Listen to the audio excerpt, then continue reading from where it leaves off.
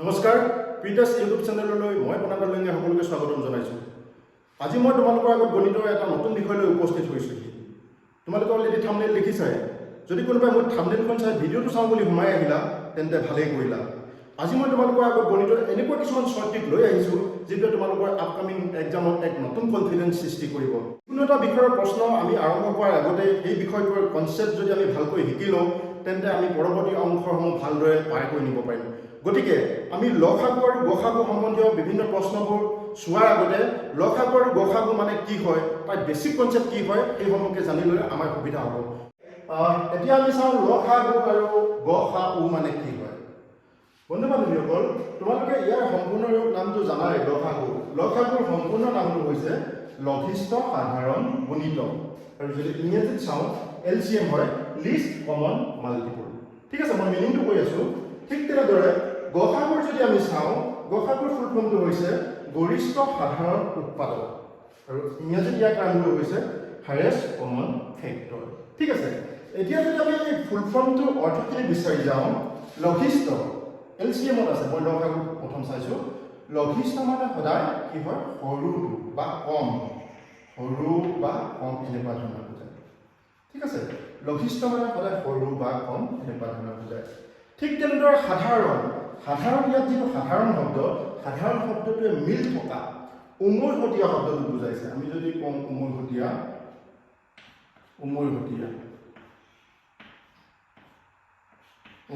শব্দটো বুজাইছে মানে মিল থকা। ঠিক আছে, মিল থকা বুজাইছে। হয়তো দুইটাতে থাকিব লাগিব, বা দুইটাই কাৰোবাক শৰণ যাব লাগিব, বা দুইটাই পুৰণ যাব লাগিব, বা সেই বস্তুটো দুইটাতে থাকিব লাগিব, তেনেকুৱা ধৰণৰ। এইটো সাধাৰণ শব্দটো অৰ্থ সেইটো। আৰু এই যিটো গুণিতক শব্দটোৰ অৰ্থ মই পাছত বিশ্লেষণ কৰি আছোঁ। কাৰণ আমি গাণিতিক যিকেইটা শব্দ ইয়াত আছে, গুণিতক আৰু এটা উৎপাদক, এই শব্দ দুটাৰ কনচেপ্ট দুটা যদি আমি ভালকৈ বুজি লওঁ তেন্তে মই কথা দিছোঁ তোমালোকৰ LCM আৰু HCFৰ পৰীক্ষাত আহিব লগা এটাও প্ৰশ্ন থাকি নাযায় পৰীক্ষাত। ঠিক আছে, আমি এই শব্দ দুটা অৰ্থকেইটা এক্সট্ৰাকৈ চাম। ঠিক তেনেকৈ যদি আমি গসাগুক চাওঁ, হায়েষ্ট কমন ফেক্টৰ, গৰিষ্ঠ মানে ডাঙৰ। ঠিক আছে, ডাঙৰ যিটো ডাঙৰ হয় তাক আমি গৰিষ্ঠ বুলি কওঁ। সাধাৰণ মানে গম পাইছোঁ, সাধাৰণ মানে উমৈহতীয়া, মিল থকা। আমি উমৈহতীয়া শব্দটো দেখিছোঁ যে দুইটাতে থাকিব, বা দুইটাই শৰণ যাব, বা দুইটাই পুৰণ যাব। ঠিক আছে, সেইটো হ'ল উমৈহতীয়া, মানে সাধাৰণ কমন শব্দটোৱে বুজাইছে। কমন মানে আমি বুজি পাওঁ। আৰু এই উৎপাদক শব্দটো আমি এতিয়া পিছত আলোচনা কৰিম। গুণিতক আৰু উৎপাদক, যিটো আমাৰ মাল্টিপল আৰু ফেক্টৰ, এই দুটা আমি কনচেপ্টটো ভালকৈ বুজিবলৈ মই তোমালোকক এটা উদাহৰণ দিছোঁ। ধৰি লওঁ আমি যিকোনো এটা সংখ্যা ধৰিলোঁ, সংখ্যাটো 10, যিকোনো এটা সংখ্যা ধৰি ল'লোঁ। ঠিক আছে, বুজাবৰ বাবে তোমালোকে মনোযোগ দি শুনিবা, কাৰণ কনচেপ্টটো বুজি পালে, মই বাৰে বাৰে কৈছোঁ যে কনচেপ্টটো বুজি পালে তোমালোকৰ এটাও প্ৰশ্ন পৰীক্ষাত থাকি নাহে, সেইটো মই গেৰাণ্টি দিছোঁ। এতিয়া ইয়াত হ'ল 10, আমি যিকোনো এটা সংখ্যা ধৰি ল'লোঁ 10। এতিয়া কোনো এটা সংখ্যা ধৰি ল'লোঁ সংখ্যাটো 10। এতিয়া আমি 10ৰ দুইটা ধৰণে লিখিম। ঠিক আছে, 10ৰে হৰণ যোৱা সংখ্যা,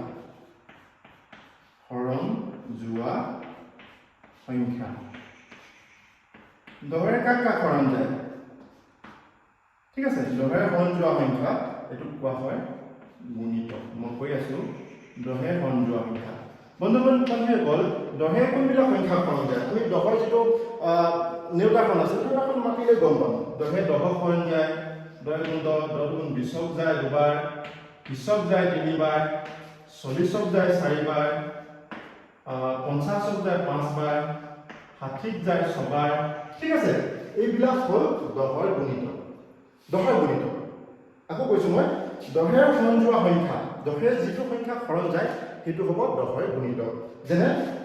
10ৰ গুণিতক 10 হ'ব পাৰে, 10ৰ গুণিতক 20 হ'ব পাৰে, 10ৰ গুণিতক 30 হ'ব পাৰে। ঠিক তেনেকৈ 10ৰ গুণিতক 40 হ'ব পাৰে, 10ৰ গুণিতক 50 হ'ব পাৰে, 10ৰ গুণিতক 60 হ'ব পাৰে। আকৌ লিখিছোঁ মই বেলেগ এটা চেণ্টেঞ্চ। এইটো আছিলে 10ৰে হৰণ যোৱা সংখ্যা। ৰে আৰু ক এই দুটা তোমালোকে ভালকৈ চাবা। নেক্সট আছে 10ক হৰণ যোৱা সংখ্যা। মই এবাৰ পাতিছোঁ 10ক হৰণ যোৱা সংখ্যা, 10 হৰণ যোৱা সংখ্যা।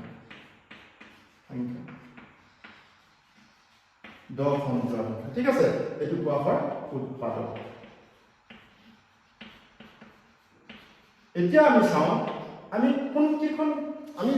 এই যিটো দ সংখ্যা আছে যে 10ক কি হৰণ যায় আমি পুৰণি নিৰ্বাচনত কোনকেইটা ঘৰ মাতিলে 10টো পাব পাৰোঁ একে হৰণ যায় 1 10 গুণ 10 একে 10 যায় 2 কেইবা যাব 2 যায় 2 5 গুণ 10 3 যায় নেকি 3 নাযায় কাৰণ 3 গ'লে কত মাতিলে 10 নোলায় 4 যায় নেকি 4 গ'লে কত মাতিলে 10 নোলায় 5 যাব 5 2 গুণ 10 তাৰপিছত 5ৰ বাহিৰে বেলেগ কোনো নাযায় 6 7 8 নাযায় 9 নাযায় গতিকে আৰু শেষত সংখ্যাটো হ'ব 10 ঠিক আছে এইকেইটা হ'ল 10 হৰণ যোৱা সংখ্যা এটা বন্ধু বান্ধৱীসকল মই তোমালোকক ভালকৈ বুজাই দিছোঁ আকৌ এবাৰ 10ৰে হৰণ যোৱা সংখ্যা 10ৰে হৰণ যোৱা সংখ্যাবিলাক কোনবিলাক আছিলে 10ৰে হৰণ যোৱা সংখ্যা 10 20 30 40 50 60 এইবিলাক আছিলে গতিকে এটা সংখ্যা যেতিয়া আমি যিকোনো এটা সংখ্যা হৰণ যায় সেই হৰণ যোৱা সংখ্যাটো কি বুলি কোৱা হয় 10ৰ গুণিতক ধৰি লোৱা আমি 10ৰে হৰণ যোৱা সংখ্যা 10 টো 10ৰ গুণিতক হ'ব পাৰে 20 টো 10ৰ গুণিতক হ'ব পাৰে 30 টো 10ৰ গুণিতক হ'ব পাৰে 40 টো 10ৰ গুণিতক হ'ব পাৰে এতিয়া আমি গুণিতক শব্দটো অৰ্থ বুজিছো যে এনেকুৱা এটা সংখ্যা যিটো ইটো সংখ্যাৰ হৰণ যাব লাগিব ঠিক আছে ইটো সংখ্যাৰ হৰণ যাব লাগিব গুণিতক শব্দৰ মানে সংখ্যাটো এনেকুৱা ধৰণৰ হ'ব লাগিব তাক যিটো সংখ্যা দিয়া লাগিব সেই সংখ্যাটোৱে হৰণ যাব লাগিব আমি 10 ধৰিছো কাৰণে 10ৰে হৰণ যোৱা সংখ্যা যদি আমি সুধো এতিয়া 80টো 10ৰ গুণিতক হয় নে নহয় আমি 10ৰ ঘৰটো যদি মাতি যাওঁ 80টো পাম নে নাপাম বা 80ক 10ৰে হৰণ যায় নে নাযায় আমি পালো যে 10 আনটো 80 গতিকে 80টো 10ৰ গুণিতক ঠিক তেনেকৈ 10ৰ উৎপাদক 5 হয় নেকি 10ৰ উৎপাদক 5 হয় নেকি উৎপাদক মানে 10ক হৰণ যোৱা সংখ্যা 10ক হৰণ যোৱা সংখ্যা আমি চালো যে 1 2 5 10 আছে গতিকে 10টো 5টো 10ৰ উৎপাদক যদি 6 লৈ লওঁ 6টো 10ৰ উৎপাদক হয় নেকি 10ক কিহে হৰণ যায় ঠিক আছে 10 কোনে হৰণ যায় তাত আমি চালো 6টো নাপালো গতিকে 6টো 10ৰ উৎপাদক নহয় গতিকে মন কৈছো যে সংখ্যা এটাত যদি আমি যিবিলাক সংখ্যা হৰণ যায় সেই সংখ্যাবিলাকক উৎপাদক বুলি কয় আৰু এই সংখ্যাটোক কি বুলি কয় গুণিতক বুলি কয় ঠিক আছে সেইটোৱে আছে আমাৰ কনচেপ্টটো একেলগে বুজাবলৈ গ'লে মই যদি বুজাওঁ এইটো ধৰি লোৱা 10 তেনে ইয়াত যে পাতিছিলোঁ 1 2 5 10 ঠিক আছে 1 2 5 10 উৎপাদকখিনি এইখিনি ওকে 1 2 5 10 হৈছে উৎপাদক কাৰ উৎপাদক 10ৰ উৎপাদক আৰু এই 10টো হৈছে 10টো গুণিতক কাৰ গুণিতক 10টো কাৰ গুণিতক 10টো 1ৰ গুণিতক হ'ব পাৰে 2ৰ গুণিতক হ'ব পাৰে 5ৰ গুণিতক হ'ব পাৰে 10ৰ গুণিতক হ'ব পাৰে ঠিক আছে এইটোৱে আছিলে গুণিতক আৰু উৎপাদকৰ কনচেপ্ট ইয়াৰ আমি এলচিএম আৰু এইচচিএফ হ'লে এলচিএম আৰু এইচচিএফ কেতিয়াও এটা সংখ্যাৰ পৰা উলিয়াব নিদিয়ে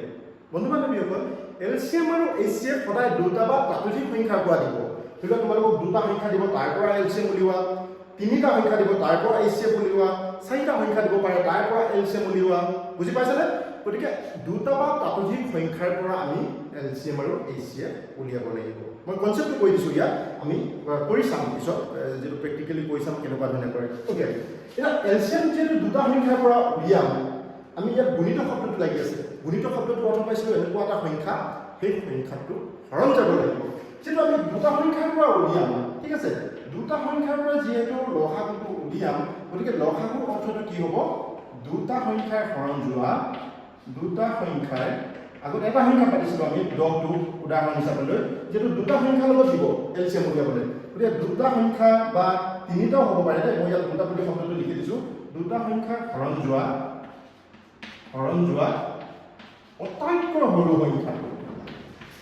আটাইতকৈ সৰু সংখ্যাটো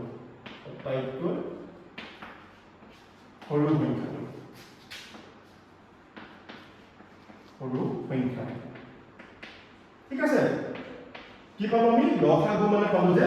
এই যেটা সংখ্যা দিয়া থাকিব বন্ধু বান্ধৱীসকল মই ইয়াত দুটা মিনিং কৰি লিখিছোঁ দুটা মানে দুটাই হ'ব লাগিব বুলি কথা নাই তোমালোকৰ প্ৰশ্নত চাৰিটাও দিয়া থাকিব তেতিয়া চাৰিটাই সংখ্যাৰ হৰণ যোৱা আটাইতকৈ সৰু সংখ্যা হ'ব মানে এলচিএম উলিয়াব বুলি ক'লে এনেকুৱা ধৰণে বুজাব যে সেই দুটা সংখ্যাৰ হৰণ যোৱা আটাইতকৈ সৰু সংখ্যাটো ধৰি ল'লোঁ আমাক দিয়া আছে 4 আৰু 6 ঠিক আছে 4 আৰু 6 এইকেইটা প্ৰশ্ন দিয়া আছে আমি পিছত ভালদৰে আলোচনা কৰিম ইয়াত বুজি পাবৰ কাৰণে কৈছোঁ এতিয়া 4 কাক হৰণ যায় 4 বন্ধু বান্ধৱীসকল 4 যায়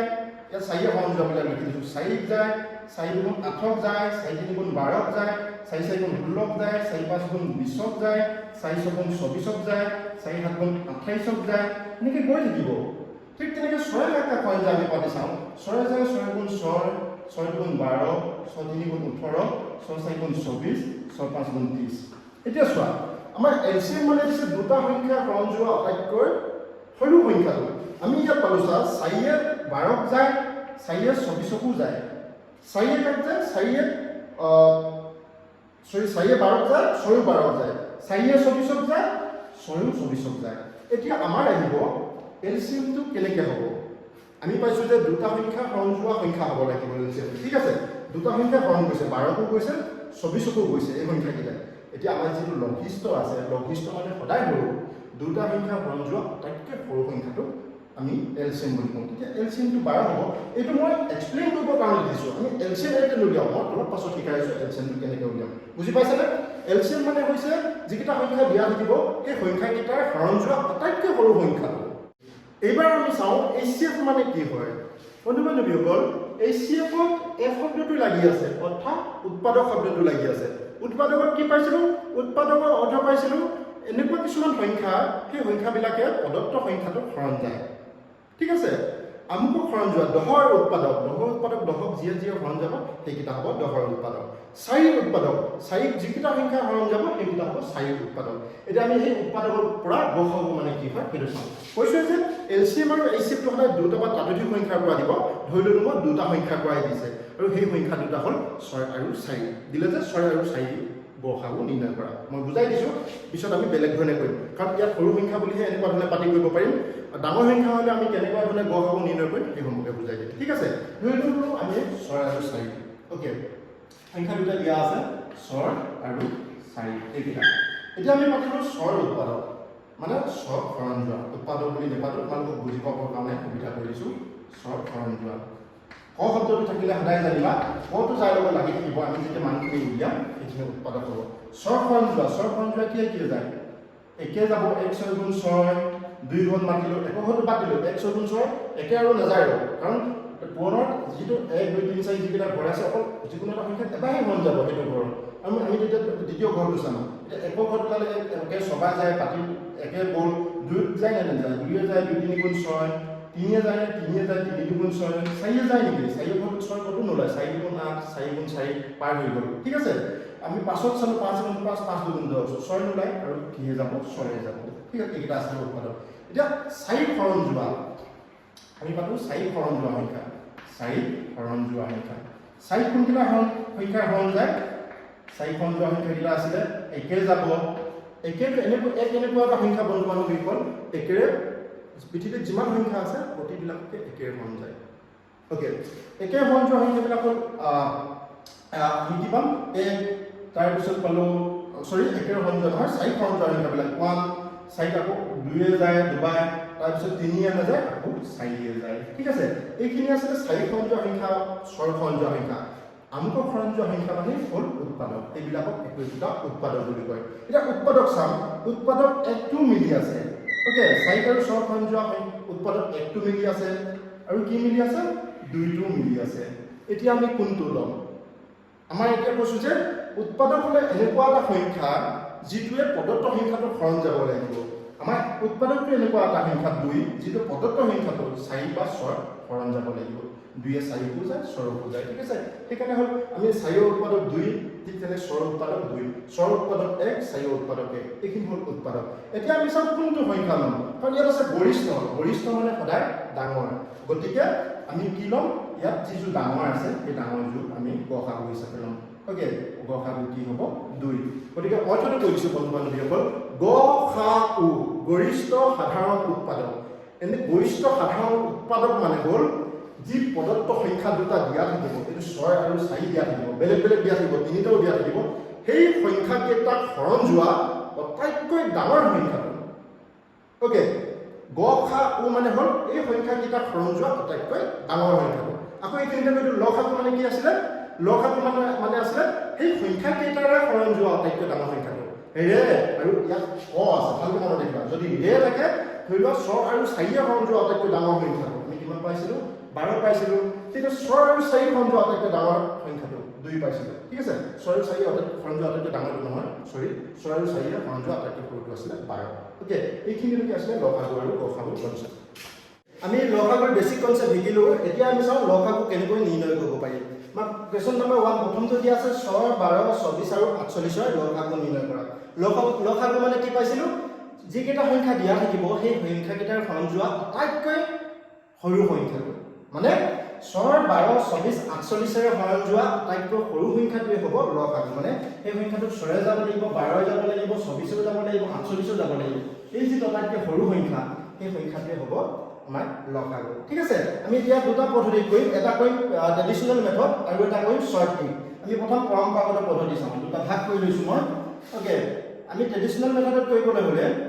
প্ৰথমতে পাতি লওঁ সংখ্যাকেইটা 48 এতিয়া কি কৰিম এতিয়া মৌলিক সংখ্যাৰে এইকেইটা হৰণ কৰিম কাৰণ আমি মৌলিক উৎপাদক বিশ্লেষণ পদ্ধতিয়ে কৰিম মৌলিক সংখ্যা মানে এনেকুৱা কিছুমান সংখ্যা যিটো সংখ্যাৰ উৎপাদক 1 আৰু সংখ্যাটো নিজে অৰ্থাৎ মৌলিক সংখ্যা হৈছে যিটো সংখ্যা 1 আৰু সেই সংখ্যাটো বাহিৰে আৰু কোনো সংখ্যাৰ হৰণ নাযায় সেইবিলাক সংখ্যাক মৌলিক সংখ্যা কয় যেনে আমাৰ 2 টো 3 5 7 11 13 এইবিলাক হ'ল মৌলিক সংখ্যা আৰু মৌলিক সংখ্যাৰ বিষয়ে ইয়াতে নাম্বাৰ সিস্টেমৰ ওপৰত এটা ভিডিঅ' বনাম তথাপিও ইয়াতে কৈ থৈছো অটাইতকৈ সৰু যেটো মৌলিক সংখ্যা আছে হেতু 2 আৰু 2টোৱে হ'ল এনেকুৱা এটা মৌলিক সংখ্যা যেটো যুগ্ম সংখ্যা বাকি মৌলিক সংখ্যাবোৰ গোটেইবিলাক অযুগ্ম ঠিক আছে ওকে আমি এতিয়া এলসিএম লৈ আহো আমি মৌলিক সংখ্যা অটাইতকৈ সৰু মৌলিক সংখ্যা 2 এ ডিভাইড কৰো 2 3 গুণ 6 2 6 গুণ 12 2 12 24 2 24 48 ঠিক আছে তোমালোকে কৈ চাবা যদি ডাইৰেক্ট মুখত কৰিব নোৱাৰা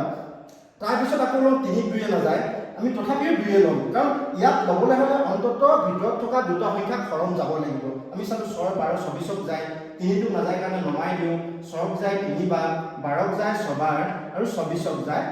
12 বাৰ ঠিক আছে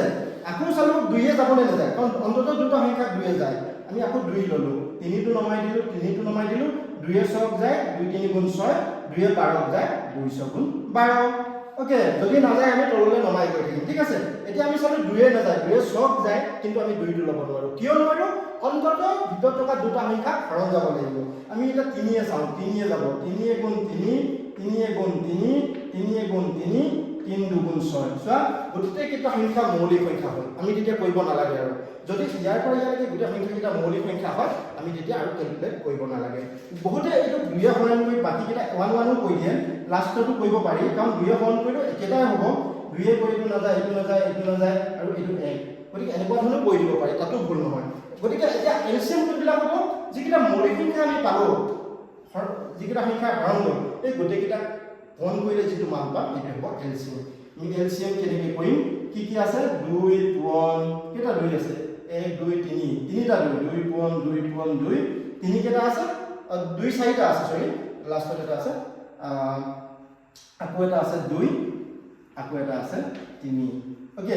এটুক আমি এনেকুৱা ধৰণৰ লিখিব পাৰো 2 কেইটা আছে 4টা আছে গতিকে আমি টুৱাইস টু দি পাৱাৰ 4 এনেকুৱা ধৰণে লিখিব পাৰো আৰু এটো 3 ইয়াৰ মানটো কিমান হ'ব 2 কেইটা পন কেইটা 2 2 গুণ 4 4 2 গুণ 8 2 গুণ 16 3 গুণ 48 ঠিক আছে এটো হ'ল এলসিএম ওকে ইয়াত ফটো ভিডিও উলোৱা নাই মই লিখি দিছো গতিকে এলসিএম ৰ মানটো হ'ব ইয়াত এলসিএম ৰ মানটো কিমান পাম আমি 48 ঠিক আছে 48 ওকে এটো হ'ল লং মেথডত কৰিলে কি হ'ব তোমালোকৰ যদি 4টা সংখ্যা দিয়ে 2 মিনিট 1.5 মিনিট 3 মিনিট এনেকুৱা ধৰণৰ লাগি যাব পাৰে আমি এটা শৰ্ট ট্ৰিক চাওঁ এনেকুৱা ধৰণৰ এটা শৰ্ট ট্ৰিক শিকাম যেটো তোমালোকৰ 5 ছেকেণ্ডৰ ভিতৰত উত্তৰ ওলাব ঠিক আছে শৰ্ট ট্ৰিকৰ কথাটো মনত ৰাখিবা যেটো ইয়াৰ সংখ্যাটো থাকিব এনেকুৱা এটা সংখ্যা এইকেইটা হৰণ যোৱা আটাইতকৈ সৰু সংখ্যাটো বন্ধু বান্ধৱী অকল মনত ৰাখিবা অন্তত সংখ্যাটো 48 হ'ব পাৰে বা 48তকৈ ডাঙৰ হ'ব লাগিব কাৰণ কিয় লাগিব ইয়াত থকা আটাইতকৈ ডাঙৰ সংখ্যাটো আছে 48 সেই ডাঙৰ সংখ্যাটো তোমালোকে প্ৰথমে ল'বা এইটো ডাঙৰ সংখ্যা ঠিক আছে 48 টো টাৰ্গেট কৰিবা মানে 48 টো টাৰ্গেট কৰিবা শৰ্ট ট্ৰিক চাবলৈ হ'লে মানে যিকেইটা নাম্বাৰ দিয়া থাকিব নাম্বাৰ কেইটা আটাইতকৈ ডাঙৰ সংখ্যাটো ফাৰ্ষ্ট চাবা এতিয়া চাবা ইয়াত চাবা 48 হৰণ যায় নে নাযায় 48 হৰণ যায় 6 টো কাটি দিবা ঠিক আছে মই ইয়াত কাটি লৈছো শৰ্ট ট্ৰিক বুলি নাম্বাৰ কেইটা আকৌ কাটি দিছো 6 12 24 48 ওকে এতিয়া আমি কি কৈছো শৰ্ট ট্ৰিকক আটাইতকৈ ডাঙৰ সংখ্যাটো টাৰ্গেট কৰিবা ডাঙৰ সংখ্যাটো কিমান আছে 48 এটা 6 48 হৰণ যায় নে নাযায় যদি যায় কাটি দিবা যায় নে যায় কিমান কেবা যায় 6 8 গুণ 48 12 48 হৰণ যায় নেকি 12 48 হৰণ যায় তোমালোকে 12 গুণ মাতিলে আমি কি পাম 4 12 48 12 হৰণ গৈছে কাটি দিম যদি হৰণ নাযায় থৈ যাম সেইটো মই কৈ দিম অলপ পাছত হৰণ নগলে কেনেকৈ কৰিম 24 48 হৰণ যায় নেকি 24 48 আমি গম পালো যে দুবাৰ 24 যায় যদি বাকি গোটেইকেইটা সংখ্যা এই সংখ্যাটো হৰণ যায় গতিকে এই সংখ্যাটোৱে হ'ব এলচিএম বুজি পাইছানে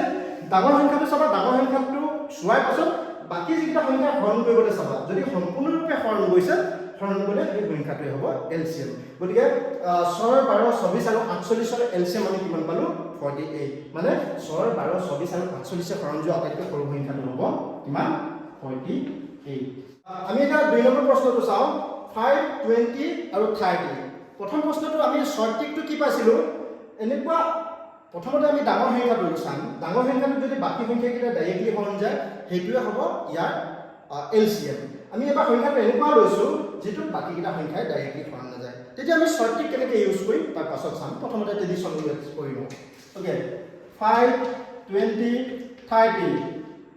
কিয়ে কৰিম আমি পাঁচফালে 0 দেখিছো পাঁচফালে যদি শূন্য দেখা তেতিয়া তোমালোকে গম পাবা যে সেই সংখ্যাটো এটা যুগ্ম সংখ্যা আৰু সেই সংখ্যাটো 2 এ হৰণ যাব 2 এ ললো 5 টো নমাই আনিলো 2 দুগুণ 20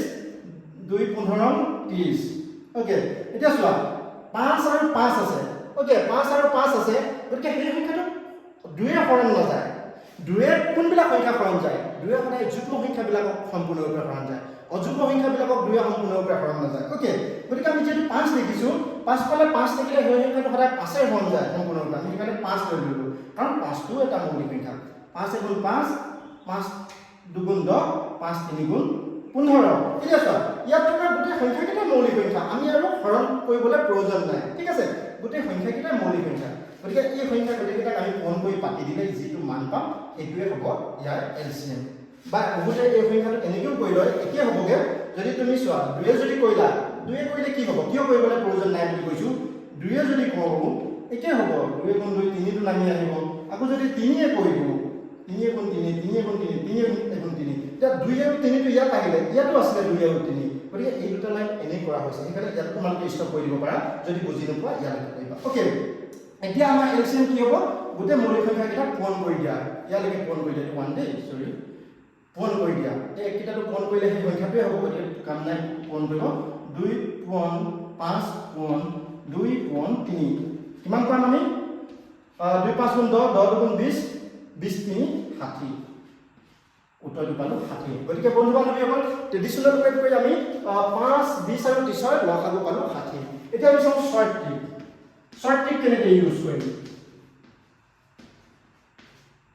ওকে মই প্ৰশ্নটো আগপাতি লৈছো 5 20 আৰু 30 শৰ্ট ট্ৰিকত মই কি কৈছিলো সাধাৰণতে আমি ডাঙৰ সংখ্যাটো চাম ঠিক আছে ডাঙৰ সংখ্যাটো আমি প্ৰথমতে বাছি লম ডাঙৰ সংখ্যাটো কি আছে 30 আছে ডাঙৰ সংখ্যাটো বচাই পাছত তাৰ পিছত বাকি সংখ্যাকেইটা চাম হৰণ যায় নে নাযায় যদি যায় আমি সেই সংখ্যাটো কাটি দিম এটা 5 এ 20 30 হৰণ যায় নে নাযায় যায় 5 এ 20 হৰণ যায় 5 টো কাটি দিলো তাৰ পিছত চাম 20 এ 30 হৰণ যায় নেকি কাৰণ 20 এ 30 হৰণ নাযায় ডাইৰেক্টলি হৰণ নাযায় কাৰণ 20 এগুণ 20 2 20 40 3 20 60 4 20 80 ঠিক আছে বিশৰ ঘৰটো যদি তোমালোকে মাতি যোৱা তেনেকৈ পাবা যদি মনত নাই এতিয়াও চিন্তা কৰিবলগীয়া কাৰণে আমি ইয়াত পাৰি যাম ওকে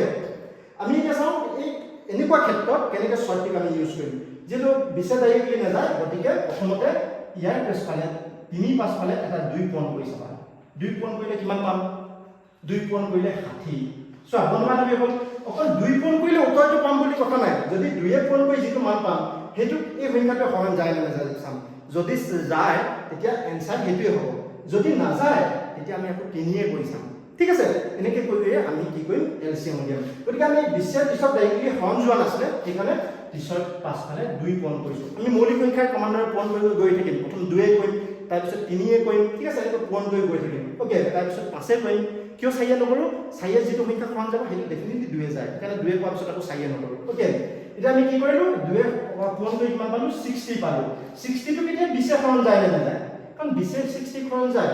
হলে 20 এ 60 হৰণ যায় কেৱল যে 3 বাৰ যায় গতিকে এনসার হ'ব 60 ঠিক আছে বুজি পাইছানে আকৌ কৈ দিছো সংখ্যাটো চাবা যেটো সংখ্যা হৰণ যায় কাটি দিবা আৰু যেটো সংখ্যা হৰণ নাযায় সেই সংখ্যাটো ৰখাই থবা তাৰ পিছত ডাঙৰ সংখ্যাটো পাছ পালে প্ৰথমে 2 পূৰণ কৰিবা 2 পূৰণ কৰাৰ পিছত উত্তৰটো চাবা যিমান পাবা সেইটো হৰণ যায় নে নাযায় যদি যায় তেতিয়া সেইটো উত্তৰ হ'ব যদি নাযায় আকৌ 3 এ চাবা 3 এ যায় নে নাযায় যদি 3 এ পূৰণ কৰোতে যেটো মান পাইছিলা এইটো যদি 3 হৰণ যায় তেতিয়া সেইটো হ'ব তাৰ উত্তৰ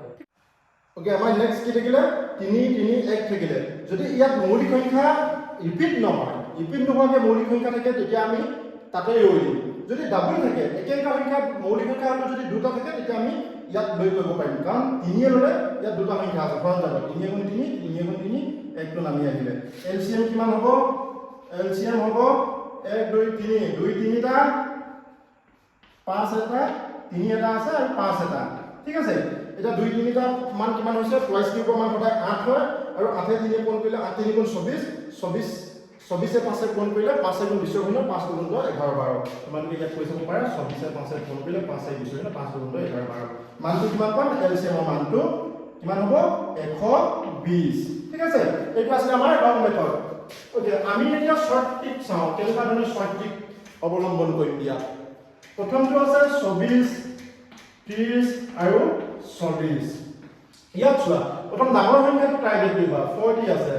40 টো 24 এ হৰণ যায় নেকি 24 এ হৰণ নাযায় কাৰণ 24 গুণ 24 224 48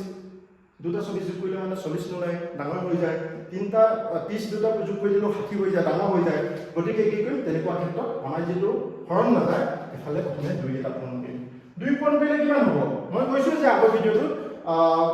2 পূৰণ কৰি যেটো মান পাম হেতু উত্তৰ নহয় হেতু বাকি সংখ্যাকেইটা দুইটাই হৰণ যাব লাগিব 240 কিমান 80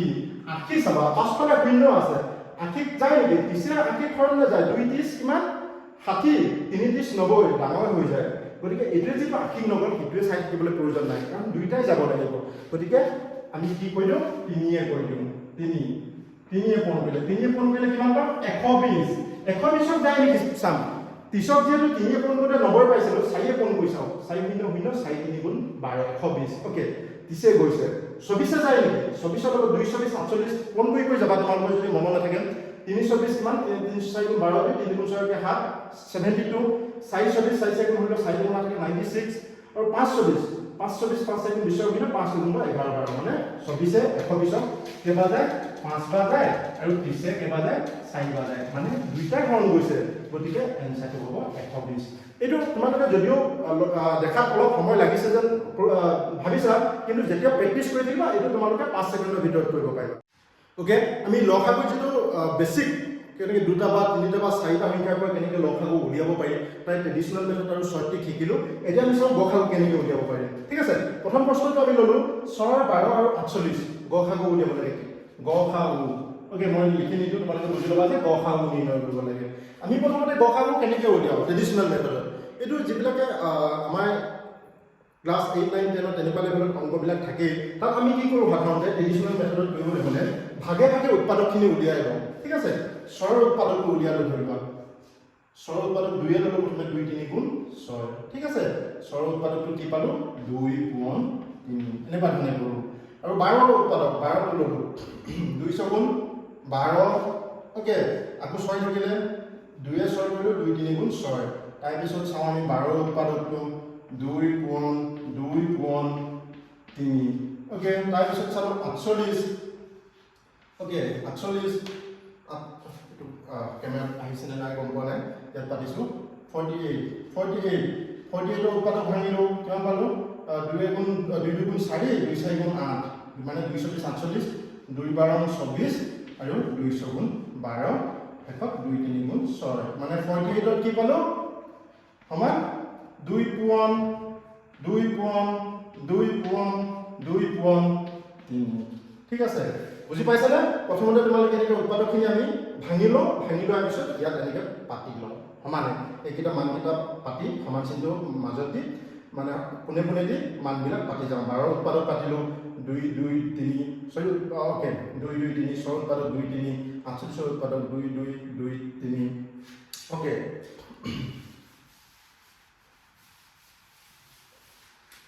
ঠিক আছে এতিয়া আমি কি কৰিম আমাৰ যে গৰিষ্ঠ সাধাৰণ উৎপাদক আছে আমি এনেকৈ পতাৰ পিছত কোনকিটা সাধাৰণ হয় সাধাৰণ মানে মই কৈছিলো বন্ধু-বান্ধৱীসকল এই যেটো সাধাৰণ কমন মানে উমৈহতীয়া মানে দুইটাতে মিল থকা দুইটাতে থাকিব লাগিব দুইটাতে হৰণ যোৱা গতিকে আমি ইয়াত কমন কিটা বাছিলো কোনকিটা কমন কিটা তোমালোকে এনেকৈ লাইন কৰি দিয়া 2 টো কমন আৰু কি কমন আছে কমন কি আছে 3 টো কমন আছে 3 টো কমন আছে হৈ গ'ল কাৰণ ইয়াত 2 বাকী কেইটাত আছে, ইয়াত আছে, ওপৰত নাই। ওকে, এতিয়া আমি কি পাম? গসাগুত এই যিকেইটা কমন থাকিলে কমন কেইটা পূৰণ কৰি দিলে যিমানটো যি পাম মানটো সেইটো হ'ব গসাগু। ACF কি হ'ব? ACF কি হ'ব? প্ৰথম মিলি থকা কিমান আছে? 2, তাৰপিছত কি আছে? 3। ওকে, গসাগুটো কিমান হ'ব? 2 3 গুণ 6। ওকে, 2 3 গুণ 6, এইটো হ'ল গসাগু। বুজি পাইছেনে? প্ৰথমতে আমি উৎপাদক কেইটা উলিয়াই ললো, তাৰপিছত যিটো কমন মিলি আছে মিলি থকাটো বাছি ললো, বাছি লৈ পূৰণ কৰি দিলো, পূৰণ কৰি যিটো মান পাম সেইটোৱে হ'ব ইয়াৰ গসাগু। মানে 6 12 48 গসাগু হ'ব 6। এইটো আছিলে আমাৰ লং মেথড, কাৰণ এইটোত আমাৰ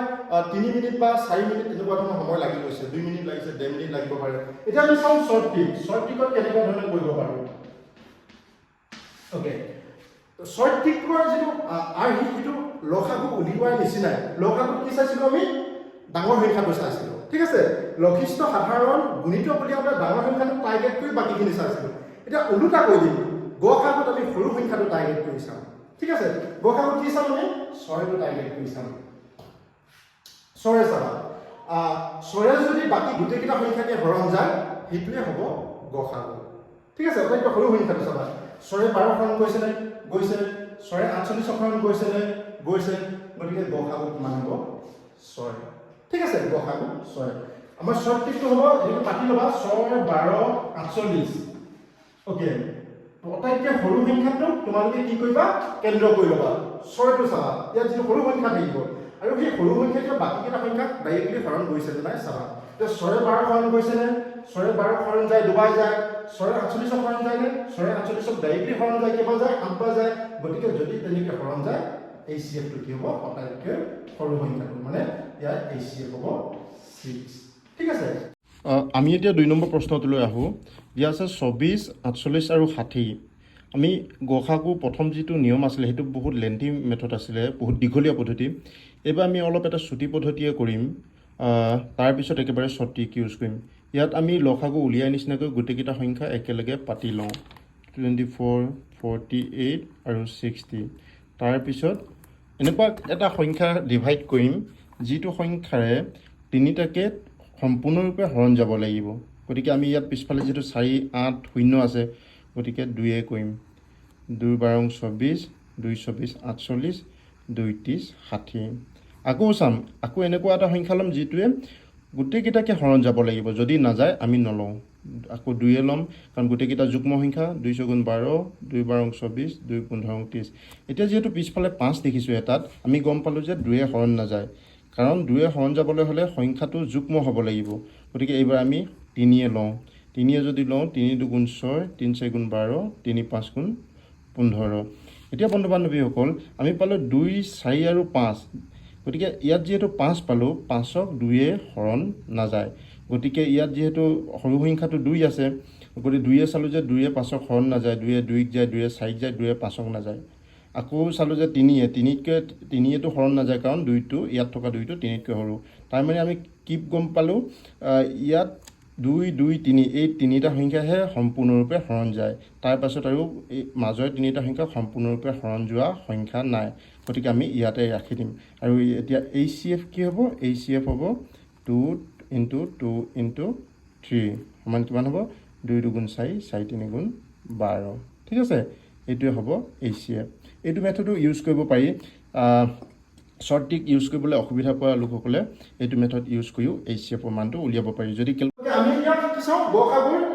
কেনেকৈ শ্বৰ্ট ট্ৰিক ইউজ কৰি উলিয়াম সেইটো চাওঁ। আগৰ প্ৰশ্নটোত কৈছোঁ যে আমি সদায়কৈ সৰু সংখ্যাটো টাৰ্গেট কৰিম। কিয় সৰু সংখ্যাটো টাৰ্গেট কৰিম? যিকোনো আমাক যদি 3টা বা 4টা সংখ্যা দিয়া থাকে, গসাগুটো সেই সৰু সংখ্যাটোতকৈ সদায় সৰু হ'ব নাইবা সমান হ'ব, সেইটোতকৈ ডাঙৰ হ'ব নোৱাৰে। গতিকে সেইকাৰণে আমি টাৰ্গেট কৰিলোঁ সৰু সংখ্যাটো, মানে হয় এইটো হ'ব নহ'লে তাতকৈ সৰু হ'ব, সেইকাৰণে ইয়াত টাৰ্গেট কৰিছোঁ, ঠিক আছে।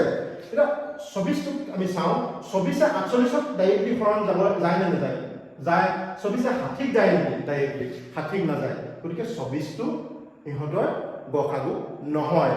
কেতিয়া গসাগু হ'লহেঁতেন? যেতিয়া 24 দুইটাকে প্ৰত্যক্ষভাৱে হৰণ গ'লহেঁতেন। তেনেকুৱা ক্ষেত্ৰত কি কৰিবা? এতিয়াতো ডাইৰেক্টলি হৰণ নাযায়, কি কৰিবা? 24ৰ উৎপাদক ল'বা। উৎপাদকটো আমি ভাঙি ল'লোঁ। উৎপাদকটো প্ৰথমতে কি ভাঙিলোঁ? 2 12 24। ওকে, এনেকৈ ভাঙি ল'লোঁ, 2 আৰু 12 হিচাপে ভাঙি ল'লোঁ। এতিয়া বন্ধু বান্ধৱীসকল গৰিষ্ঠ সাধাৰণ উৎপাদক উৎপাদকটো ভাঙিলে আটাইতকৈ ডাঙৰ উৎপাদকটোৱে প্ৰথমে কৰিবা 24তকৈ ডাঙৰ উৎপাদক 24 উৎপাদক 24 হয় তাৰপিছত 24 ডাঙৰ উৎপাদক 12 হয় যদি তোমালোকৰ কনফিউজন আছে 24 উৎপাদকখিনি ইয়াত লিখি ল'বা 24 কাকা হৰণ যায় মানে 24 কোনে কোনে হৰণ যায় কোন কোন সংখ্যাৰ হৰণ যায় সেইবিলাক উৎপাদক একে যায় দুইয়ে যাব কাৰণ 2 × 24 তিনিয়ে যায় 3 × 24 চাৰিয়ে যায় 4 × 24 5 × 25 নাযায় পাছে 6 যায় 6 × 24 7 নাযায় 8 যাব 8 × 3 × 24 9 নাযায় তাৰপিছত কি যায় 10 নাযায় 11 নাযায় আৰু 12 যায় আৰু শেষত কি যায় 24 যায় ঠিক আছে 24 যায় এতিয়া চোৱা গৰিষ্ঠ সাধাৰণ উৎপাদক মানে ডাঙৰ উৎপাদক গতিকে আমি 24 প্ৰথমে চালো 24 নাযায় ঠিক আছে 24 ইয়াত দুইটাকে নগলে নহয় 24 কাটি দিলো ওকে তাৰপিছত 24 উৎপাদক চাম 12 যাব নেকি মই সেইকাৰণে ইয়াত 2 × 12 পাতিছিলো তাকে ডাঙৰ উৎপাদক 12 টো লৈছিলো 12 যাব নেকি 12 চাও 12 24 যায় নে যায় 2 × 12 24 দুবাৰ যায় 12 48 যায় নেকি 12 48 কে বাজে 4 × 48 4 বাজে 12 60 যায় নেকি 12 60 কে বাজে 5 × 60 5 বাজে গতিকে 12 গোটেইকিটা কি কৰিছে গতিকে ইয়াৰ গসাগুটো কিমান হ'ব গসাগু হ'ব 12 বুজি পাইছানে যদি বুজি পোৱা নাই তোমালোকে ভিডিওটো আকৌ বেক কৰি চাই ল'বা নেক্সট কোৱেশ্চনটো চাও 10 14 আৰু 45 ঠিক আছে এইটো এটা খুব ইম্পৰ্টেন্ট কোৱেশ্চন হয় তোমালোকৰ কাৰণে ভালদৰে বুজি পাবৰ কাৰণে সেইকাৰণে মই প্ৰশ্নটো এড কৰিছো 10 14 আৰু 45 ৰ HCF উলিয়াব লাগে গসাগু উলিয়াব লাগে এতিয়া তোমালোকক মই তিনিটা মেথড শিকালো এটা একেবাৰে লং আছিলে এটা অলপ মিডিয়াম আছিল আৰু এটা একদম শৰ্ট কি তোমালোকে যিকোনো এটা কৰি তাৰ উত্তৰ উলিয়াব পাৰা ঠিক আছে মই তিনিটাকে মেথড কৈ দিছো ঠিক আছে এই প্ৰশ্নটো অলপ গুৰুত্বপূৰ্ণ হয় বুজিবৰ কাৰণে সেইকাৰণে মই তিনিটা মেথড অৱলম্বন কৰি দিছো দহৰ আমি একদম প্ৰথমটো কৈছো ঠিক আছে প্ৰথমটো কৈছো 10 যদি কোৱা তোমালোকে 2 5 গুণ 10 মানে 10ৰ উৎপাদকটো কি হ'ব 2 গুণ 5 ওকে 14ৰ উৎপাদক আমি চালো 14 চাও 2 7 গুণ 14 কিমান পালো 2 গুণ 7 তাৰপিছত কিমান আছে 45 ক আমি চাও কি যাব 3 যাব 3 গুণ 45 আৰু 3 গলে মানে 3 5 গুণ 15 মানে 45 ৰ আছে 3 গুণ 5 ওকে এইটো আছে আমাৰ প্ৰথম যেটো মেথড এইটো আছে ঠিক আছে প্ৰথম আমি ভাগে ভাগে যেটো উৎপাদক উলিয়াই লৈছো তাৰ পিছত আমি চাম মিল থকা কি আছে এটা গসাগুত আমি প্ৰথমতে কি পাইছিলো তিনিটাতে মিল থাকিব লাগিব তিনিটাতে মিলি থাকিব লাগিব উমৈহতীয়া সাধাৰণ শব্দটো আছে নহয় কমন তিনিটাতে কমন কি আছে চালো ইয়াত 2 আছে 14ত 2 আছে কিন্তু 45ত 2 নাই এটো লব নোৱাৰো তাৰ পিছত চালো 5 টো 10ত আছে আৰু 45ত আছে কিন্তু 14ত নাই গতিকে 5 টো লব নোৱাৰো মানে বন্ধুবান্ধৱীসকল ইয়াত কি পালা ইয়াত 10 14 45ত আমাৰ চকুৰ আগত দেখাকে একোই নাই কমন একোই নাই কিন্তু তোমালোকে এটা কথা মনত ৰাখিবা যাই কোনো নাথাকে তাই কিন্তু এক থাকে বন্ধুবান্ধৱীসকল যদি তোমালোকৰ ইয়াত 25 27 335 দেখিছা কিন্তু ইয়াত সবৰে লগত এটা এক আছে গতিকে ইয়াৰ উৎপাদকটো কি হ'ব 1 হ'ব যদি কোনো ধৰণৰ তোমালোকে মিল নোপোৱা মিলি থকা যদি একো উৎপাদক নোপোৱা ইয়াত কোনো ধৰণৰ সংখ্যা নাথাকে মিল থকা তেতিয়া কি হ'ব তোমালোকৰ HCF টো সদায় 1 হ'ব যেটো মিল থকা নাই গতিকে HCF টো কিমান হ'ব 1 হ'ব কাৰণ যাই কোনো নাথাকে তাই সদায় এক থাকে ঠিক আছে মনত থাকিব ওকে নেক্সট আমি ইটো মেথড কৈ চাও তোমালোকে লং মেথড কৰিলে কেনেকৈ গম পালা হেতেন ইয়াত মিল একো নাই বুলি ওকে শৰ্ট ট্ৰিক এইটো লং মেথডত গম পালা শৰ্ট ট্ৰিকত চাও আমি কেনেকৈ গম পালা যে তাৰ গসাগু কি হয় ইয়াৰ শৰ্ট ট্ৰিকটো চাও ওকে শৰ্ট ট্ৰিকত চাব তোমালোকে সৰু সংখ্যাটো টাৰ্গেট কৰিবা সৰু সংখ্যাটো চাবা এটা হৰণ যায় নেকি কাৰণ শূন্য আছে পাছফালে 4 আছে পিছফালে 5 আছে 10 কেতিয়াও হৰণ নাযায় কাৰণ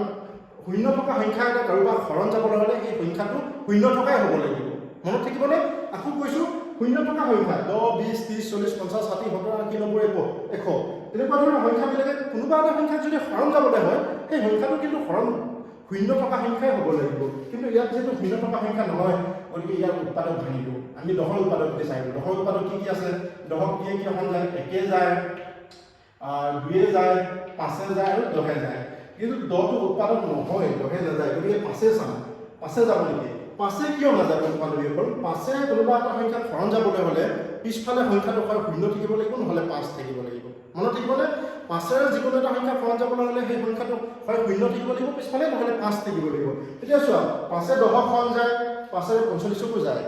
কিন্তু পাঁচেৰে 14ক হৰণ নাযায়। পাছফালে 4 আছে, পাঁচে নাযায়, গতিকে 5টোও নাযায়, 3 থাকে। এতিয়া আমি চাম 2য়ে যাব নেকি? 2য়ে পিছফালে 5 আছে, কাৰণ 2য়ে এনেকুৱা সংখ্যাকে হৰণ যায় যিবিলাক সংখ্যাৰ পিছফালে যুগ্ম সংখ্যা থাকে। 2য়ে 10ক যায়, 2য়ে 14ক যায়, কিন্তু 2য়ে 45ক নাযায়, 2টোও নহয়। গতিকে কি থাকিলে বন্ধু-বান্ধৱীসকল? একেবাৰে শেষত 1 থাকিলে। এতিয়া 1 চবকে যাব, কাৰণ মই কৈছোঁ যে যিমানবিলাক সংখ্যা আছে গোটেইবিলাককে 1 হৰণ যায়। অ'কে, 1 10ক যায়, 1 14ক যায়, 1 45ক যায়। 1 কোনোবা এটা সংখ্যা হৰণ কৰিলে মানটো কি পাওঁ? আমি সেই সংখ্যাটোৱে পাওঁ, ঠিক আছে? 1 10ক যায়, 1 14ক যায়, 1 45কো যায়। সেইকাৰণে ইয়াৰ HCFটো কি হ'ব? HCF হ'ব 1, ঠিক আছে? ইয়াতে আমি যিকেইটা বেছিক কুৱেশ্যন LCM HCF ইয়াতে সামৰণি মাৰিছোঁ। আমি নেক্সট এটা প্ৰশ্ন লৈছোঁ। প্ৰশ্নটো দেখাত অলপ ক্ৰিটিকেল হয়, কিন্তু ভয় কৰিবলগীয়া একো নাই। ইয়াৰ শ্বৰ্ট টিপ দিম, খুব সহজে ওলাব। Okay, 2 cube into 3 to the power 5 আৰু 3 কিউব ইনটু 5 স্কোৱাৰ গসাগু কিমান? গসাগু মানে কি হয়? দুইটাতে মিল থাকিব লাগিব। উমৈহতীয়া যিটো সংখ্যা সেইটো হ'ল গসাগু। মানে এইটো এটা সংখ্যা, চোৱা, এইটো ভাগ কৰি দিছে, এইটো এটা সংখ্যা, এইটো এটা সংখ্যা আৰু এইটো এটা সংখ্যা একেলগে, ঠিক আছে? যিটো ইনটু আছে দুটা সংখ্যা দুটাহে আছে, এই দুটাৰ গসাগু কিমান সুধিছে। অ'কে, প্ৰথম সংখ্যাটো পাতি লোৱা। চোৱা, মই বুজাই দিছোঁ। 2 কিউবটো পাতিলে কি হয়? 2 কিউব মানে কি হয়? এইটো ইয়াত পাতি লোৱা থাকে, 2 cube into 3 to the power 5। 2 cube মানে কি? 2 কেইটা থাকে? 3টা থাকে। 2 পূৰণ 2 পূৰণ 2। অ'কে, তাৰপিছত কি আছে? পূৰণ চিহ্ন থাকিব। 3 টু দি পাৱাৰ 5 মানে কি থাকে? 3 5টা থাকে। 5 3টা নাথাকে আকৌ, মনত দেখিবা, 3হে 5টা থাকে। 3 পূৰণ 3 পূৰণ 3 3টা 4টা আৰু 5টা। অ'কে, তাৰপিছত কিমান আছে? 3 কিউব ইনটু 5 স্কোৱাৰ। এইটো সংখ্যা হৈ গ'ল, ভাঙি ল'লো, আমি সিমান পালোঁ। তোমালোকে আকৌ পূৰণ কৰি ইয়াত যোগফল কিমান উলিয়াব নালাগে, পূৰণফলটো কিমান, ঠিক আছে? আমি এইটোকো ভাঙি লওঁ, 3 কিউব, এইটো লং মেথড। 3 কেইটা আছে? 3টা, 1 2 3টা। 5 কেইটা আছে? 5 2টা। অ'কে, এতিয়া কি কৰিব লাগে? গসাগুত সদায় আমি পাইছিলোঁ যে তোমালোকে একদম প্ৰথম মেথডটো চাবা, গসাগু উলিওৱা। তাত কমনকেইটা কি কৰিছিলোঁ? মই মাৰ্ক কৰি ৰাখিছিলোঁ, শেষত পূৰণ কৰিছিলোঁ। কি কমন আছে? ইয়াত 2 নাই, 2 কেইটা কমন এটাও নাই, ইয়াত নাই 2, গতিকে 2 কেইটা নাহেই। 3 কমন আছে নাই? 3 কমন আছে, 3 এযোৰ, কেইযোৰ আছে? আৰু আছে 2যোৰ। অ'কে, আৰু এযোৰ আছে 3যোৰ, হয় নাই? 3যোৰ আছে। তাৰপিছত 5 আছে নাই? 5 নাই, 5, অ'কে, 5 নাই, ঠিক আছে? এতিয়া কমন মিলি থকা কি থাকিলে? 2 এটাও নাই, 5ও এটাও নাই, কাৰণ ওপৰত 5 নাই, 3হে আছিলে, তলত 2 নাই, গতিকে মিলি থকাত এই 3যোৰ আছে। গতিকে HCFটো কি কৰিবা? 3 কেইটা পূৰণ কৰিবা, 3 পূৰণ 3 পূৰণ 3 কিমান হ'ব? এনচাৰটো 3 3 গুণ 9, 3 9 গুণ 3 3 গুণ 9, 9 3 গুণ কিমান? 3 গুণ 27। অ'কে, HCFটো 27। এইটো অলপ লং মেথড। এইটো কৰোঁতে তোমালোকৰ 2 মিনিট লাগি যাব পাৰে, কিন্তু কম্পিটিটিভ এক্সামত 2 মিনিট যদি এটা প্ৰশ্নত খটাই দিয়া, তোমালোকৰ পাছৰ প্ৰশ্নকেইটালৈ তোমালোকৰ সময় নহ'বগৈ। অ'কে, আমি এতিয়া কেনেকৈ 1 ছেকেণ্ডত ইয়াৰ উত্তৰটো ওলাব? 1 ছেকেণ্ডত, কাৰণ 2 মিনিটটো আমি 1 ছেকেণ্ডত কৰিব পাৰিলে আমাৰ কিমান বাচিব? আমাৰ 119 ছেকেণ্ড বাচি যাব। অ'কে, আমি এতিয়া চাওঁ কেনেকৈ ছেকেণ্ডত কৰিব পাৰিম। HCF যদি উলিয়াবলৈ দিয়ে, HCF উলিয়াবলৈ বন্ধু-বান্ধৱীসকল তোমালোকে অন্য চিন্তা কৰিব একোৱেই নালাগে। যিটো সৰু থাকে, ইয়াত 2টাতে মিল থকা সৰু, 2টাতে মিল থকা 2টো নাই, চোৱা, ইয়াত 2 নাই, এইটো নালাগে, এইটো নাচাবাই। ইয়াত 5 আছে, ইয়াত আছে নেকি 5? 5টো নাই, 5 নাচাবাই, এইটা কাটিয়ে দিয়া মনৰ পৰা। কি আছে কমন? 3 আছে, 3 ইয়াতো আছে, ইয়াতো আছে, যিটো সৰু আছে সেইটো লৈ লোৱা, যাৰ ঘাতটো সৰু আছে সেইটো লৈ লোৱা, সেইটো হ'ব HCF। অ'কে, HCFটো কিমান হ'ব? 3 কিউব। বুজি পাইছেনে? মই আকৌ কৈ দিছোঁ, যদি তোমালোকে ইয়াত সংখ্যাকেইটা চাবলৈ হ'লে যিকেইটা 2টাতে কমন নাই সেইকেইটা কাটি দিবা, মনৰ পৰা আঁতৰাই দিবা। যিকেইটা কমন থাকে, কমন থকাটোৱে আটাইতকৈ সৰুটো ল'বা। ইয়াত 3 টু দি পাৱাৰ 5 এইটো 3 কিউব আছিলে, গতিকে সৰুটো ল'লোঁ 3 কিউব, আৰু ইয়াৰ উত্তৰটো কিমান হ'ব? 27। এইটো যদি তোমালোকে ফাৰ্ষ্ট কেলকুলেট কৰা 1 ছেকেণ্ডত ইয়াৰ উত্তৰটো উলিয়াব পাৰিবা, ঠিক আছে? এইটো যোৱাবাৰ ADRE GAT 4 এক্সামত আহিছে, এই প্ৰশ্নটো। এনেকুৱা প্ৰশ্ন আকৌ দিব পাৰে।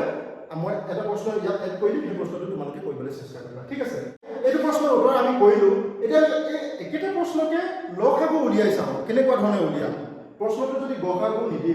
নিদি লসাগু উলিয়াব দিয়ে তেন্তে কেনেকৈ কৰিবা ঠিক আছে প্ৰশ্নটো মই ইয়াত মহাৰি কি বুলি কৈ দিছো লসাগু প্ৰথমে ট্ৰেডিশনাল বা লং মেথডত কৰিম তাৰ পিছত শৰ্ট মেথড অৱলম্বন কৰিম ওকে লং মেথডত কৰিলে কি পাইছিলো আমি 2 cube into t two the power 5 দেখি পাতি দিয়া 2 3টা আছে 2 3টা আৰু 3 5টা 1 2 3 4 5 এনেকৈ ভাঙিও কৰিব পাৰা দেই কোনোবাই যদি তাত শৰ্ট ট্ৰিকটো বুজিবলৈ অসুবিধা পাইছে এনেকৈ ভাঙি কৰিব পাৰিবা ইয়াত আছে 3 কিউব ইনটু 5 স্কয়াৰ পাতি লোৱা 3 গুণে গুণে 3 টো পাতিলে তোমালোকৰ সুবিধা হ'ব সেইকাৰণে 5 স্কয়াৰটো মই আগত পাতি দিছো দেই এটো একো ভুল নহয় তোমালোকে যেটো কোণ আছে কোণ থাকিলে মানে a into b is equal to b into a হ'ব পাৰে ওকে 5 into 5 কোণ 3 কিটা ওচৰত 3 টো পাতো 3 তিনটা আছে এটা দুটা তিনিটা ঠিক আছে এটা মিল থকা কিটা চাবা প্ৰথমতে আমি মিল থকা কিটা উলিয়াবাই লাগিলে লসাগু হওক বা গসাগু হওক মিল কি আছে 5 নাই 2 নাই 3 কেজু আছে 3 জু আছে এটা দুটা তিনিটা ওকে এটা এসিএফ কি পাইছো এসিএফ আমি অথনি উলিয়াইছিলো যে যদি মিল থকা কিটা হয় মিল থকা কিটা যদি আমি কোণ কৰি দিও তেতিয়া হেটো এসিএফ হয় এতিয়া আমাক লাগে এলসিএম টো লাগে এলসিএম টো কেনেকৈ উলিয়াবা ইয়াৰ পাছবা এলসিএম টো উলিয়াই দিছো এলসিএম উলিয়াবলৈ কি কৰিবা তোমালোকে এই তিনিজু প্ৰথমতে পাতি লবা এজু দিজু তিনিজু পাতিলানে এজোৰ দুজোৰ এই তিনিজোৰ পাতি ললা যিকিটা মিল থাকে তাৰ পিছত যিমানখিনি সংখ্যা বাকি থাকিলে গোটেইখিনিকে পাতি দিয়া কি কলো যিখিনি মিল নথকা সংখ্যা সব পাতি দিয়া বন্ধুবান্ধৱ দেখুৱাব যিকিটা মিল নথকা সংখ্যা সব পাতি দিয়া প্ৰথমতে মিল থকা তিনিজোৰ আছিল তিনিজোৰ পাতিলো তাৰ পিছত মিল নথকা কিটা পাতি দিয়া দুই কেটা আছে এটা দুটা তিনিটা তাৰ পিছত তিনি কেটা থাকিলেগে তিনি আৰু দুটা থাকিলেগে আৰু কি থাকিলে পাঁচ দুটা থাকিলে পাঁচ দুটা থাকিলে এইখিনি হ'ব নম্বৰ কি হ'ব এলসিএম ওকে কি কৰি দিবা এতিয়া তিনি কেটা আছে চাই এটা দুটা তিনিটা চাৰিটা পাঁচটা 3 টু দি পাৱাৰ 5 ওকে তাৰ পিছত দুই কেটা থাকিলে 2 কিউব আৰু কি থাকিলে 5 কেটা থাকিলে 5 স্কয়াৰ এইটো হ'ল কিমানৰ এলসিএম এটা যদি ভাঙি দিয়া আমাৰ এটা ডাঙৰ সংখ্যা পাম তোমালোকে ক্যালকুলেট কৰিব পাৰা উত্তৰটো বুজি পাব কাৰণে কৈছো 3 টো যদি আমি 5টা কোণ কৰো 3 3 গুণ 9 3 গুণ 27 27 যদি আকৌ 3 কো 3 7 কো 3 গুণ 9 কে 10 হয়নে 107 পাম তেনেকুৱা ধৰণে তোমালোকে ক্যালকুলেট কৰি চাব পাৰা চাইডত এইটো 2 কিউব 8 এইটো 5 5 25 28 ফোন কৰি লবা তাৰ পিছত এইটো ফোন কৰিবা এটা মান মান এইটো হ'ব ইয়াৰ এলসিএম ঠিক আছে বুজি পাইছানে প্ৰশ্নটো তোমালোকে এনেকৈ থাকিব 3 to the power 5 2 cube into 5 square এনেকুৱা ধৰণে তোমালোকৰ এইটো এলসিএম হ'ব হ'ব এইটোৱে এটা ইয়াৰ শৰ্ট ট্ৰিকটো কেনেকৈ কৰিবা প্ৰশ্নটো দিয়া আছে 2 cube 3 to the power 5 short ট্ৰিকলৈ আহিছো আৰু ইটো সংখ্যা কি দিয়া আছে আনটো সংখ্যা 3 cube into 5 square okay common যিকিটা আছে চাই লওক ক'ত কমন আছে কমন নথকা কিটা পাতি দিবা আমি কি কৈছিলো এসিএফত কমন নথকাটো এৰি দিছিলো মই কৈছো বা কমন নথকা কিটা প্ৰথম পাতি লোৱা কি কমন নাই 2 এটাও নাই 5 এটাও নাই এলসিএম টো সদায় সংখ্যাৰ ভিতৰত থাকে যি এক্সট্ৰা থাকি যায় সব খাই ল'ব ওকে যিকিটা থাকি গ'ল 2 কিউব থাকিলে লৈ ল'লে 5 স্কয়াৰ থাকিলে লৈ ল'লে কমন এটি কি আছে 3 টো কমন আছে 3 কমন আছে হয়নে 3 কমন আছে কেটা আছে 3 কমন আছে এইটো আছে নাই 3 যেতিয়া কমন ইয়াত আছে ওটাকে ডাঙৰটো ল'বা মই কৈছিলো যে এসিএফত সৰুটো লয় বাকি সব বাদ দিয়ে এলসিএমত নিমিলা সব ল'ব আৰু মিলাটো ডাঙৰ জুল ল'ব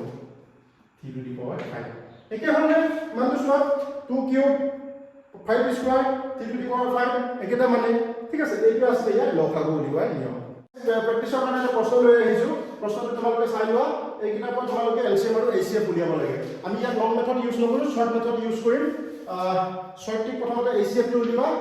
এসিএফ টো উলিয়াবলৈ হলে কি কৈছিলো মিল থকা কিটা চোৱা যিটা মিল নাই কাটি দিবা 7 টা নাই 7 টো কাটি দিয়া 7 চাব নালাগে কি আছে 2 কিউব 2 কিল আছে 2 আছে 3 আছে 3 আছে 2 এটা 2 কোনটো আছে 2 আমি এসিএফ সদায় কি কৰিব লাগিছিল সৰুটো ল'ব লাগে গতিকে সৰুটো লৈ লোৱা ইয়াত 2 5টা আছে ইয়াত 2 3টা আছে 2 3টা লৈ লোৱা তাৰ পিছত কি আছে 3 মিল আছে 3 ইয়াত দুটা 3টা দুটা আছে 3 এটা লৈ লোৱা ওকে উত্তৰ কিমান পালা উত্তৰ পালা 2 কিউব মানে 8 আৰু 3 8 3 গুণ 24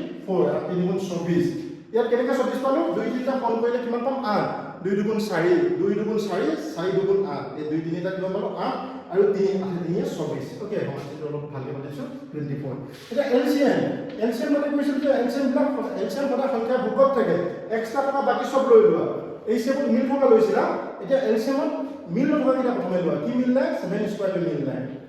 লৈ লোৱা তাৰ পিছত কি মিল নাই বাকি কিটা মিল আছে এটা মিল থকা টুৰ কিটো ল'ব লাগিব সৰুটো সৰি ডাঙৰটো ল'ব লাগিব ইয়াত সৰুটো লৈছিলা এটা মিল থকা ডাঙৰটো 2 কি পাছে নহয় 2 টু দি পাৱাৰ 5 লোৱা